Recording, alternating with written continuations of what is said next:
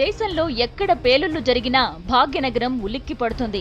ఏ మూలన ఏం జరిగినా హైదరాబాద్తో లింకు ఉంటుంది. చెన్నై బాంబు పేలుళ్లతో రాష్ట్ర వ్యాప్తంగా పోలీసులు హై అలర్ట్ ప్రకటించారు. హైదరాబాద్తో పాటు ప్రధాన నగరాల్లో భద్రతను కట్టుదిట్టం చేశారు. బస్టాండ్, రైల్వే స్టేషన్లలో తనిఖీలు ముమ్మరం చేశారు. చెన్నై పేలుళ్లతో అప్రమత్తమైన పోలీసులు భాగ్యనగరంలో హై అలర్ట్ ప్రకటించారు. నగరంలోని అన్ని ప్రాంతాల్లో గస్తీ నిర్వహించారు. బస్టాండ్, రైల్వే స్టేషన్ల వద్ద వాహనాల తనిఖీలు ముమ్మరం చేశారు. ఎలాంటి అవాంఛనీయ సంఘటనలు జరగకుండా ముందస్తు చర్యలు చేపట్టారు.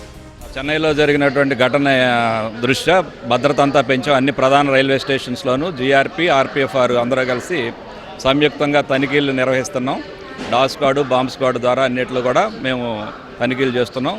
అనుమానితులను ప్రశ్నించడం, అనుమానితుల బ్యాగేజ్ స్కానర్స్ ద్వారా బ్యాగేజ్ చెక్ చేయడం అంతా చేస్తున్నాం. తగిన జాగ్రత్తలు తీసుకుంటున్నాం.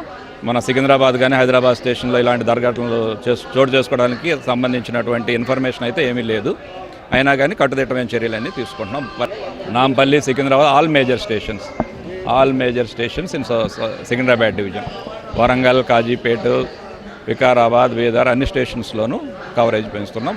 జీఆర్పీ ఉంది, జీఆర్పీ, ఆర్పీఎఫ్ ఇద్దరు కలిసి చేస్తున్నారు. అంటే లోకల్ నుంచి బాంబ్ స్క్వాడ్స్ వస్తాయి, లోకల్ పోలీస్ నుంచి డాగ్ స్క్వాడ్స్ కూడా వస్తున్నాయి. అన్ని కలిపి చెక్ చేస్తున్నాం. చెన్నై ఘటనతో రాష్ట్రంలోనూ పోలీసులు హై అలర్ట్ అయ్యారు. సికింద్రాబాద్ రైల్వే స్టేషన్లో గట్టి బందోబస్తు ఏర్పాటు చేశారు. రైలు భోగీలు, ప్రయాణికుల లగేజీని కూడా సెర్చ్ చేశారు. డాగ్ స్క్వాడ్లతో తనిఖీలు నిర్వహించారు.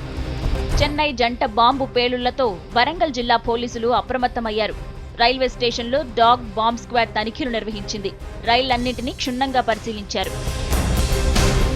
దేశంలో ఎలాంటి విద్రోహ చర్య జరిగినా హైదరాబాద్తో సంబంధాలు బయటపడుతుండటంతో ముందస్తుగా అలర్ట్ అయ్యారు పోలీసు ఉన్నతాధికారులు.